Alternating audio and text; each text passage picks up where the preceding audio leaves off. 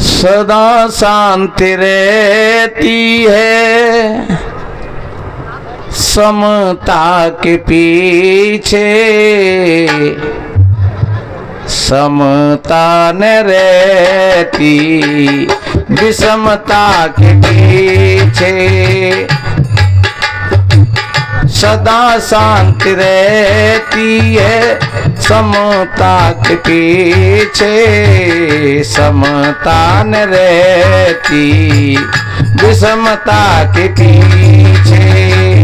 विषमता रहा करती ममता के पीछे, विषमता रहा करती ममता के पीछे।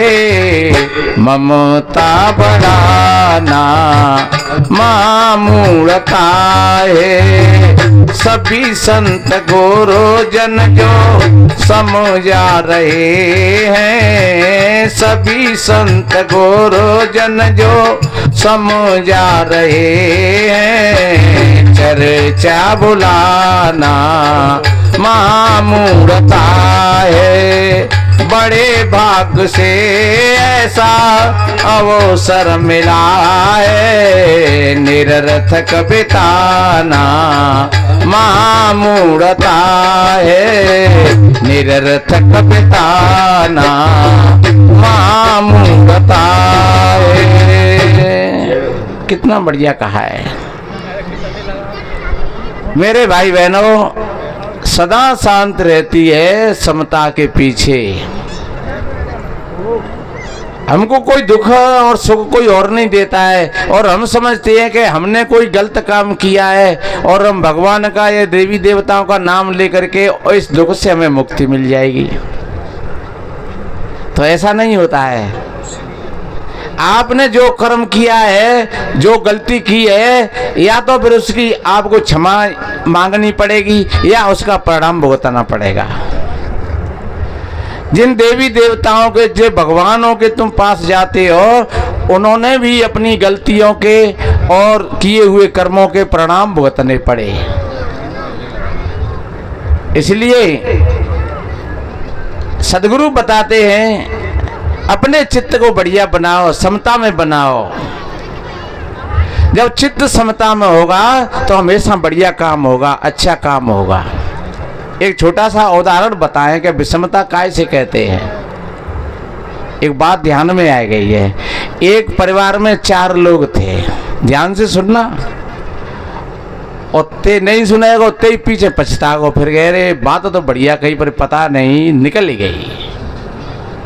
इसलिए ध्यान से सुनना। और ऐसा कहा भी है, सुन समझें जन मुदित मन, मझें अति अनुराग, और लहें 4 फल अछत तन, साधु समाज प्रयाग। बढ़िया बैठ करके आप सत्संग में हलचल पैदा करोगे तो आपके पल्ले कुछ नहीं पड़ेगा। आप बैठ करके बढ़िया ध्यान से सुनोगे, बच्ची बच्चाओं को भी शांत बना करके रखोगे, देना लेना पूजा पद्धति पानी पत्ता है थोड़ी देर के लिए बंद कर दोगे, तो फिर तुम ध्यान से सुनोगे तो एक एक बात आपकी समझ में आएगी। सुन करके और फिर समझ करके उसका मार्जन करोगे अपने आप में, तो ये संतों का समाज है, ये प्रयागराज है। मैंने कहा था कोई किसी को सुख और दुख नहीं देता है। अगर घर में विषमता है तो हमारा घर बिगड़ रहा है कहीं ना कहीं। हमारी समाज में विषमता है तो समाज बिगड़ रहा है कहीं ना कहीं। तो 4 लोग थे घर में, तो 4 लोगों में मैंने निवेदन किया बैठ जाते थोड़ी देर, हैं बिना मानते अंधश्रद्धा और कहते हाँ बैठ जाओ ना, सवाल कर ली मानी तो फिर कौन। और जब एक नहीं तो फिर दूसरा फिर तीसरा, तो थोड़ा निवेदन किया आप खूब दियो, और नहीं दे हुए तो फिर जे हम लोगों ने वो काम कैसे चलेगा, देना तो पड़ेगा। ध्यान रखियो कौन दे दे चिक्का हुआ। तो देना चाहिए पर समय। कहती है नहीं, न खुदाई मिला ने विशाले सनम, ना इधर के रहे ना इधर के रहे।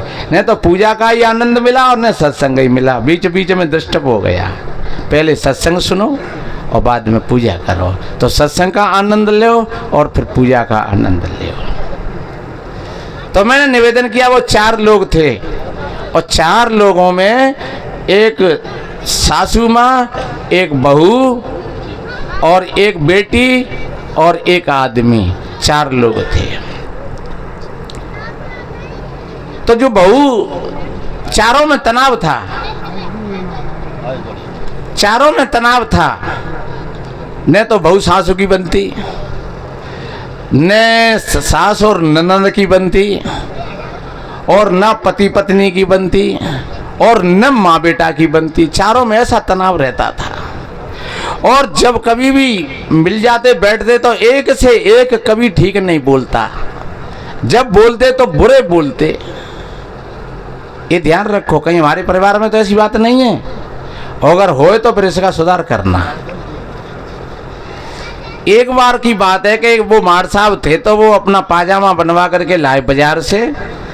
तो होनहार की बात, वो पाजामा 4 अंगुल नीचा हो गया। तो सोची उन्होंने कि चलो ठीक है, घर में मशीन रखी है और माता जी चला लेते हैं, देवी जी चला लेते हैं, बहन जी चला लेते हैं, तो 4 अंगुल कटवा करके और जुड़वा लेंगे कहूँ पे। तो आकर के और माता जी से कहा, माता जी ये पाजामा 4 अंगुल नीचा हो गया है, इस 4 अंगुल काट करके और जोड़ करके रख देना। तो वो माता जी झर्राए पड़ी वहाँ पे कि एक बात बताए रहे, तेरी गुलामी मैं ही करती रहूंगी जीवन भर, तो वो अपनी पत्नी से क्यों नहीं कहता है? बुका कागज पलटेगी, बुकाई क्यों आई है? कोई काम हो और माता जी के पास आ जाता है, हमने बहुत कर ली तेरी सेवा, अब हमारे बस की बात नहीं है। तो माता जी ने वो पाजामा को फेंक दिया। फिर पहुंचे पत्नी के पास, पत्नी से कहा कि देवी जी ये पाजामा 4 अंगुल नीचा हो गया है, इस पाजामा को 4 अंगुल काट करके जोड़ करके रख देना। तो बेऊ जज्जड़ाई पड़ी कि मैं ही रोटी खाती हूँ या घर में, वह डुकरिया ते ना करवा सकते, वह अपनी बहना ते ना करवा सकते, कोई भी बात भाई, और मेरे पास आकर के खड़े हो जाते हैं, मेरे बस की बात ना है, ले जाओ यहाँ से। तो बहू ने फेंके तो पाजामा। आओ मार साहब पहुंचे बहन जी के पास, बोले बहन जी ये 4 अंगुल पाजामा नीचा हो गया है, इसको काट करके जोड़ करके रख देना।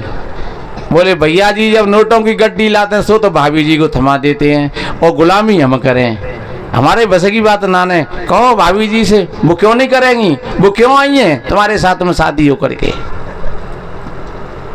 और उनको भी गुस्सा आई, बोले तुम भाड़ में जाओ, कल बाजार में चले जाएंगे सो करवा लाएंगे। पाजामा उसी कुटी पर टांग दिया। अब थोड़ी देर बाद फिर माँ ने सोची अखीर मोड़ा है मेरो ही तो, जियनो तो नो सियनो, कोई बात नहीं है, क्या किया जाए। तो माता जी ने 4 अंगुल काट करके उसमें से और जोड़ करके और उसी कुटी पर रख दिया। फिर थोड़ी देर बाद भाई पत्नी ने सोचा कि आखिर मेरो आदमी डुकरिया कल मच जाएगी और मोड़ी पे घर को जाएगी और मुझे तो करनो ही करनो है, सुबह छूटी से 4 अंगुल बिन्ने काट दो। सो काट करके सी करके जोड़ के वही रख दिया। फिर बहन जी ने सोची कि आखिर मेरो भैया है, भाभी जी से लड़ाई हो जाती है तो कोई बात नहीं है, भैया तो भैया ही होता है, लकत दूं काम में कोई बात नहीं है। सो 4 अंगुल बहन जी ने काट दो। अब आए शाम की टाइम तो मम्मी पहले से ही बोल फरी, देख लिया तूने अपनी पत्नी को और अपनी बहन को, तेरा काम मैंने ही तो किया।